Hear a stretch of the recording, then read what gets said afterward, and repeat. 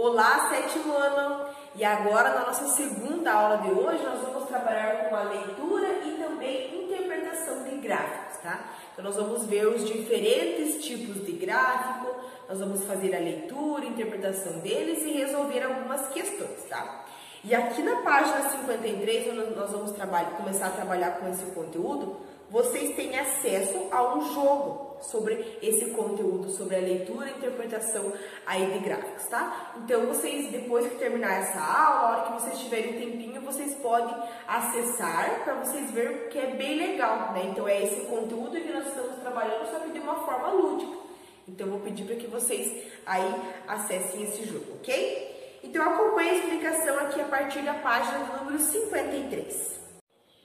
Então, diariamente, nós recebemos notícias com informações aí que são de pesquisas. E as tabelas, os gráficos que acompanham aí essas notícias, elas contribuem para a leitura mais rápida e mais eficiente da situação que é apresentada.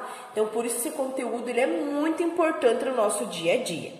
Então, vamos acompanhar aqui alguns exemplos. Então, olha só. Em uma eleição para prefeito de uma cidade, concorreram 3 candidatos: franco, dúbio e falacioso. São esses 3 candidatos.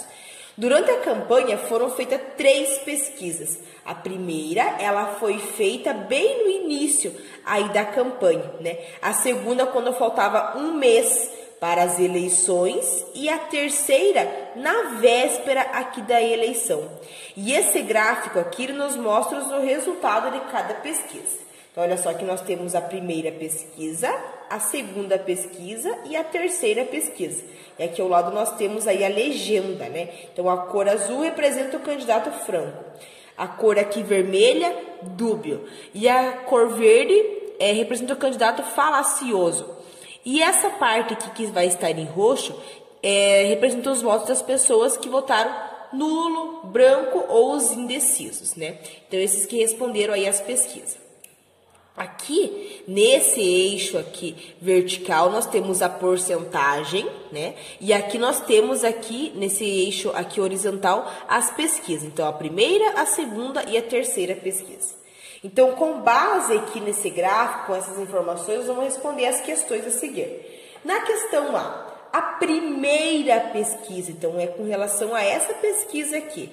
Um dos candidatos liderava a disputa, né? Então, qual que era esse candidato? Esse que está representado em verde, aí que seria o falacioso, né? Com mais da metade das intenções dos votos, essa informação é verdadeira ou ela é falsa? Então, ele atingiu mais da metade das intenções de votos? Sim, né? Porque aqui foi 60% dos entrevistados que afirmaram que iriam votar no candidato falacioso. Então, quer dizer que sim, essa informação ela é verdadeira. Na questão B, sabe-se que em cada uma dessas pesquisas a margem de erro é de 2 pontos percentuais.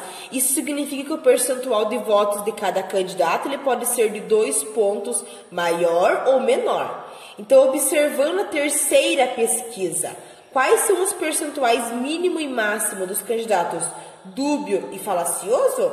Então, olha só, nós vemos ali que o dúbio, né, o mínimo seria 23% e o máximo 27%, porque se são 2 pontos percentuais aí maior ou menor, como ele atingiu 25%, então 25 menos 2, 23, 25 mais 2, 27. E o falacioso, o mínimo ficaria 20% e o máximo 24%, porque a porcentagem dele ali é de 22%. Então, 22 menos 2 dá 20. 22 mais 4, 24. Então, essa seria a porcentagem dele. Questão B. Por causa da margem de erro da pesquisa, podemos afirmar que na terceira pesquisa ocorreu um empate técnico entre dúbio e falacioso. O que isso significa, né? Então, o que esse empate ele nos indica? Então, como esse percentual varia de 23% a 27% e o falacioso seria de 20% a 24%, então não é possível a gente afirmar qual deles é aí o segundo colocado, né? Porque nesse caso nós dizemos que existe um empate técnico, quando a margem de erro é de 2% percentuais. O empate técnico ele ocorreu em uma diferença, né, de até 4 pontos percentuais. Então, nesse caso, nós teríamos o empate técnico no limite da margem de erro. Questão D. Ainda considerando essa margem de erro e sabendo que a cidade onde foi realizada essa pesquisa tem um total de 60 mil habitantes, quais os números mínimo e máximo de votos esperado para o candidato Franco, de acordo com a terceira pesquisa? Então, olhando no gráfico para a terceira pesquisa. Então, nós precisamos calcular quanto que é 46% do total de eleitores, que são 60 mil, né?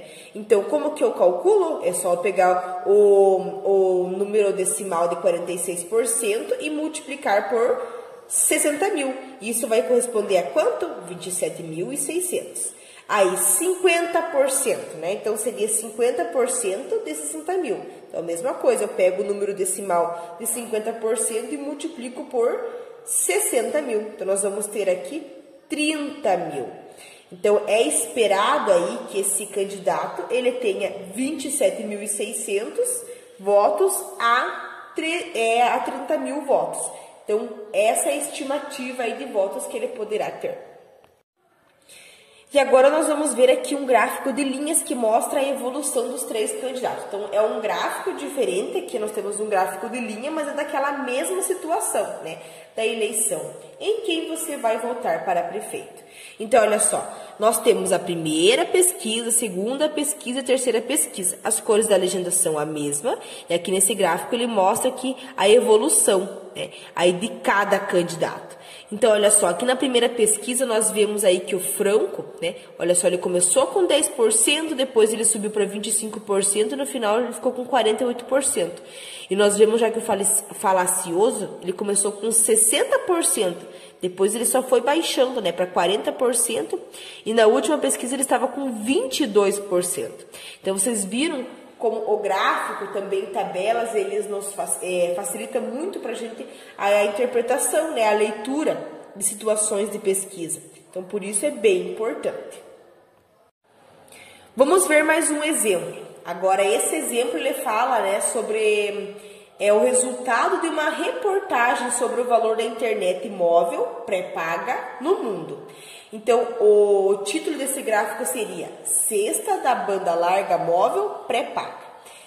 Então, olha só, aqui nós temos aí o nome, né, aí dos locais. Então, seria aí o nome dos países. E aqui nós temos aí os valores. Então, aqui também embaixo nós temos a fonte aí desse gráfico. E com relação aí a esse gráfico, nós vamos responder algumas questões. Então, na página 55, a questão A. Em qual moeda os valores foram indicados? Então, em qual moeda? É em dólar. Nós vemos aqui no título mesmo, né? E aí, na questão B, qual país cobrava o menor valor para esse serviço e o maior? Então, olha só, o menor seria aqui na Índia e o maior seria aqui, né? Aí nos Estados Unidos. E aí, na questão C, nos Estados Unidos se paga quanto a mais do que no Brasil por esse serviço? Então, quanto a mais? Então, eu quero saber qual que é a diferença.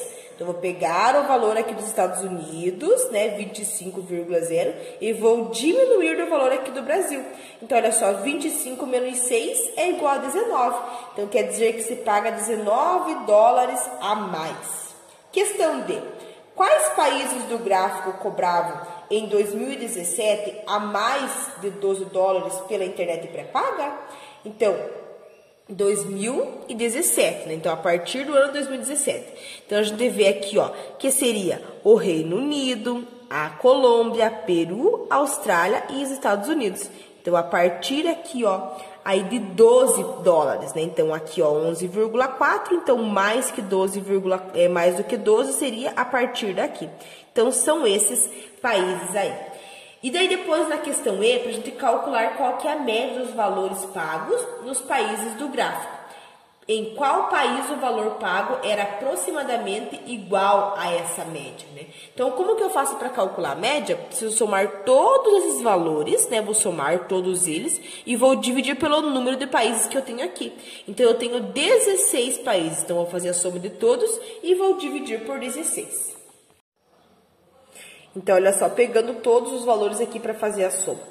1,2 mais 4 mais 5,9 mais 6... mais 6,8, mais 7,9, mais 7,9, mais 8,3, mais 8,7, mais 10,6, mais 11,4, mais 13, mais 14,1, mais 15,4, mais 23,1, mais 25. Essa soma é igual a 169,3 e o total seria 16. Fazendo a divisão, nós vamos ter aproximadamente 10,6. Então, portanto, olhando no gráfico, o Chile, o valor cobrado era aproximadamente igual ao da média. Então, nós notamos que para apresentar essas informações foi optado por um gráfico de colunas, né? Pois por meio dele é mais possível visualizar a facilidade e o valor cobrado pela internet móvel pré-paga em cada país. Então, ele facilita muito aí essa leitura e a interpretação. Vamos ver mais um exemplo agora. Então, uma perfumaria, ela lançou um novo perfume no mercado e registrou a média diária das vendas durante as 6 primeiras semanas após o lançamento. Então, aqui nessa tabela nós temos a semana e aqui a média diária dos frascos vendidos. Então, na primeira semana, a média foi de 12. Na segunda semana, 14. Na terceira, 15. Na quarta, 18. Na quinta, 28. E na sexta, 35. E agora nós vamos observar esses mesmos dados aqui da tabela representados num gráfico de linhas, né? Ou também nós chamamos esse gráfico de segmentos. Então, esses gráficos geralmente eles são usados para mostrar o comportamento de uma grandeza em certo intervalo de tempo. Olhe só como ele facilita muito, né? Então, olha só, aqui nós temos os mesmos dados daquela tabelinha, só que agora no gráfico, né? Então, é o mesmo título, né? A média diária de frascos vendidos. Aqui nós temos esse eixo horizontal às semanas, desde a primeira semana até a sexta semana. E aqui nós temos também aí o número, né, dessas médias diárias de frascos vendidos. Então, nós vemos que tem um grande crescimento aí na venda. E aí, na página de número 56, nós temos algumas questões para resolver, né, com relação aí a esse gráfico. Então, ele pede para fazer os cálculos no caderno e responder as questões. E aí, ele fala assim, lembre-se de que a média é obtida adicionando todos os valores do grupo e dividindo-se a soma pelo número de valores somados. Então, nessa situação, o número médio de frascos vendidos em cada semana, ele deve ser obtido somando as vendas diárias e dividindo essa soma por 7, né? Porque são 7 dias ali. Então, na questão A, como o lançamento desse perfume havia inicialmente a expectativa de vender em média 20 frascos por dia, analisando os dados obtidos nesse período, pode-se dizer que as vendas superaram a essa expectativa? Sim ou não? Então, primeiro nós vamos calcular aí essa média, né? Então, nós vamos pegar ali aqueles valores, nós vamos multiplicar pelo número 7, que são o número de dias, e depois vamos fazer a divisão aí por esse valor. Então, olha só, nós vamos ter 12 vezes 7 mais 14 vezes 7 mais 15 vezes 7 mais 18 vezes 7 mais 28 vezes 7 mais 35 vezes 7. E toda essa soma nós vamos dividir por quanto? Nós vamos dividir por 6 vezes 7. Aí 6 é o número das médias, né? São 6 médias que nós temos ali. Vamos multiplicar por 7 pelos dias da semana. Então, quer dizer que nós vamos ter 20,33. Então, durante esse período, a média de frascos vendidos por dia, ela foi maior do que 20. Então, portanto, foi batido aí essa meta, né? Superou as expectativas.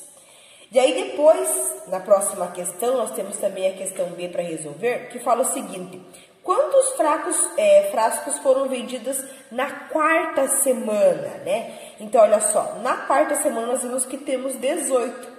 Então, são 18 vezes 7. E aí, 18 vezes 7 é igual a 126.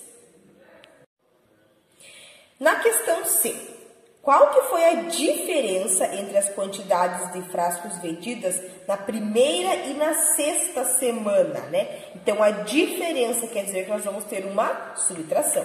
Então, na primeira semana, nós vemos que foi 12, né? Aí, essa média. Então, nós vamos multiplicar 12 vezes 7, que vai dar 84. Na sexta semana, que seria a última, era 35. Então, é 35 vezes 7, que vai dar 245. E agora, fazendo essa diferença, né? 245 menos 84, nós vamos ter 161. Então, essa diferença é de 161 frascos. Questão D fala o seguinte: a quantidade de frascos vendidas na sexta semana é aproximadamente quantas vezes a quantidade da primeira semana? Então, olha só, pegando ali esse valor, né? Então, seria 245 total, né? E aí, nós vamos dividir aqui por 84. E aí, fazendo essa divisão, nós vamos ter 2,91666. Vamos ter uma dízima periódica. Então, quer dizer que a quantidade vendida na sexta semana é aproximadamente 3 vezes, ou seja, o triplo da quantidade vendida na primeira semana.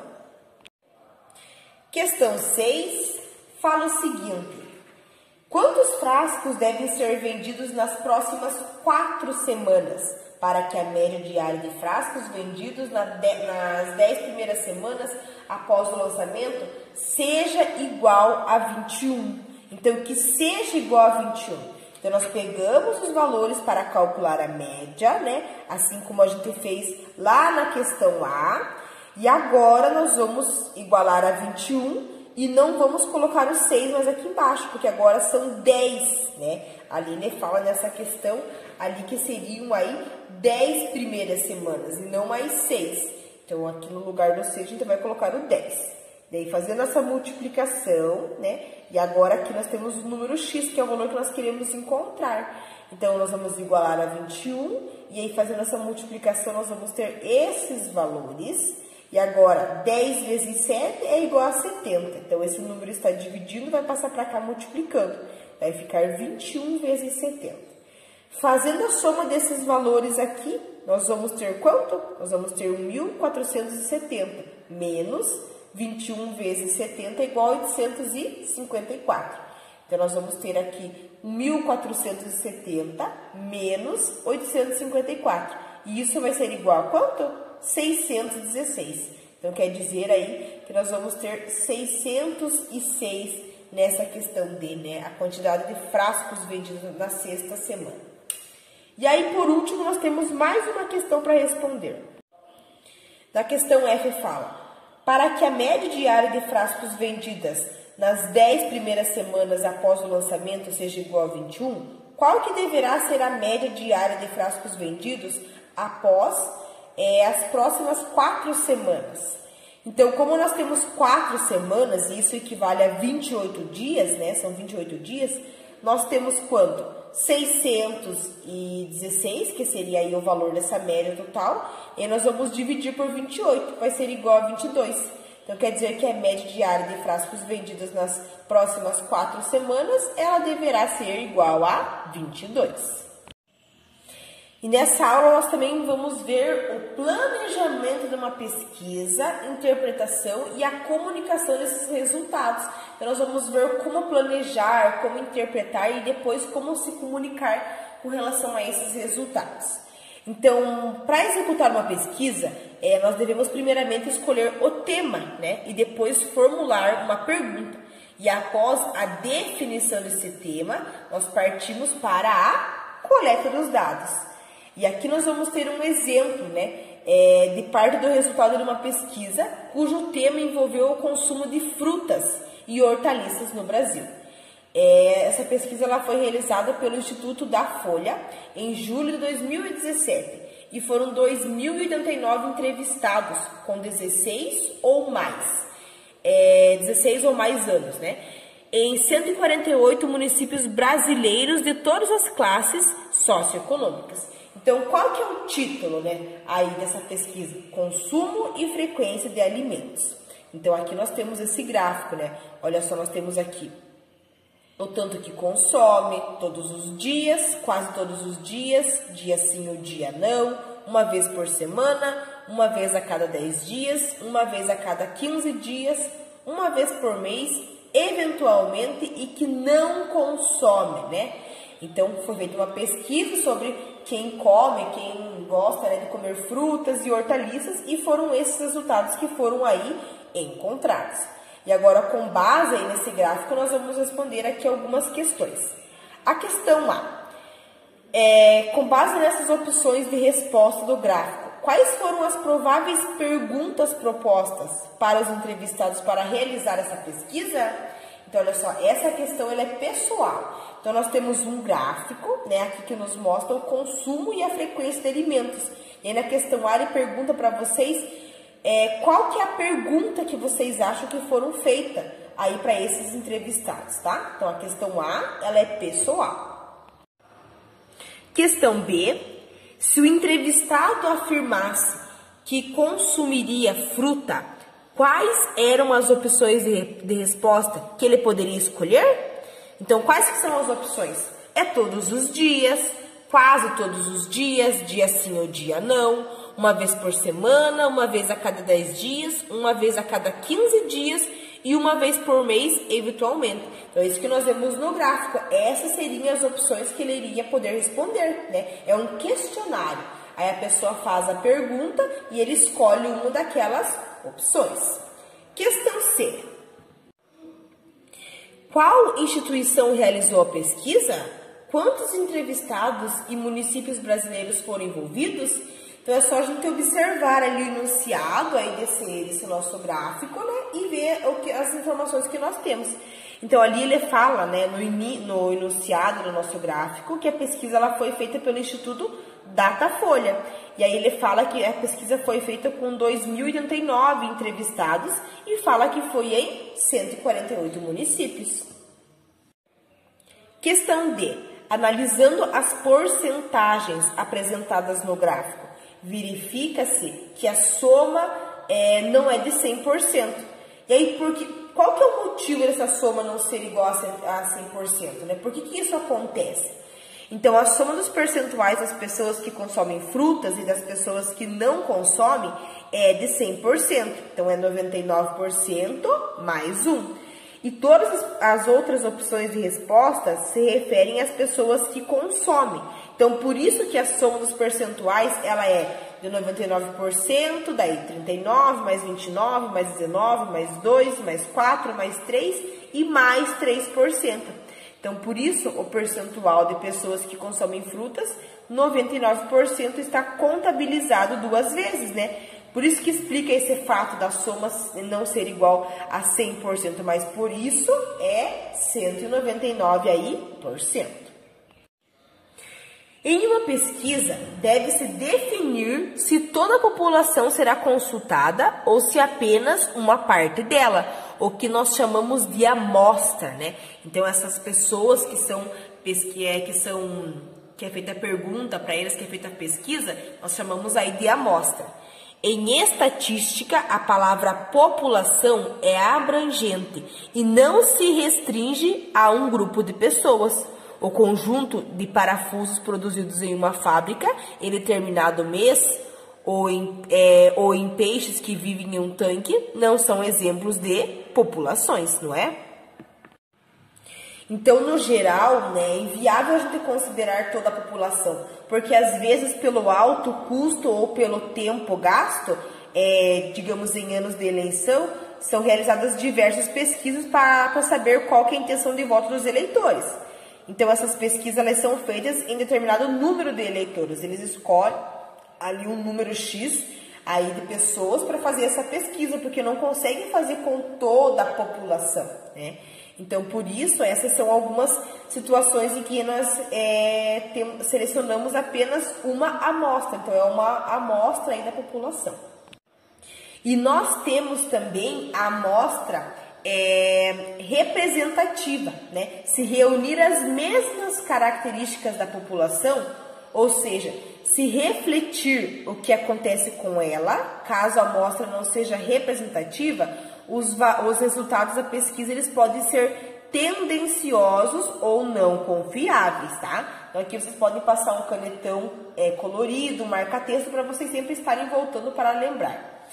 Então naquela pesquisa sobre o consumo de alimentos, foi tomado o cuidado de abranger as pessoas de vários municípios brasileiros, né, nas diferentes regiões, para que essa amostra ela pudesse ser representada um resultado próximo da realidade de toda a população brasileira. Então foi pego um pouquinho de pessoas de cada canto, né, para ter um valor mais confiável. E aí na questão A ele pede para a gente responder algumas questões. Qual parte da população foi desconsiderada na pesquisa sobre o consumo de frutas e de hortaliças? Então, é a população brasileira com menos de 16 anos. Porque ali no enunciado ele falava que foi entrevistadas pessoas com mais de 16 anos. Então, essas pessoas elas ficaram fora aí dessa pesquisa, né? Questão B. E qual que foi a amostra, né? Então, a amostra foi 2.089 pessoas da população brasileira com 16 ou mais anos de idade, né? E 148 municípios de todas as classes socioeconômicas. Então, tudo isso está lá na legenda, né? Está lá no início daquela questão, onde explica ali sobre aquele gráfico. Então, essa que foi a amostra, né? A quantidade de pessoas. Aí aqui nós temos a idade, que fala que é com 16 ou mais anos. E aí ele fala também que são 148 municípios de todas essas classes. E a escolha do tipo de pesquisa, ela também é muito importante, né? Os dois mais comuns são a pesquisa estimulada e também a pesquisa espontânea. Então, nesse exemplo que a gente viu, foi utilizada uma pesquisa estimulada e também única. E aqui nós temos a definição de cada pesquisa. Então, olha só, o que é uma pesquisa estimulada? Então, a pergunta ela é acompanhada por opções de resposta, né? Então, tem ali um questionário. É feito várias perguntas, eu tenho uma opção para responder. Caso o entrevistado possa escolher somente uma das opções apresentadas, ela é chamada de única. Então, você pode responder apenas uma questão, né? E aí, pesquisa espontânea. Então, a pergunta, ela não é acompanhada por opções de resposta. Então, é uma pergunta livre. Você faz a pergunta e você olha a sua resposta pessoal. Então, é diferente da pesquisa estimulada, né? Onde você vai ter um questionário para responder. Você vai responder uma questão ou mais de uma opção, tá?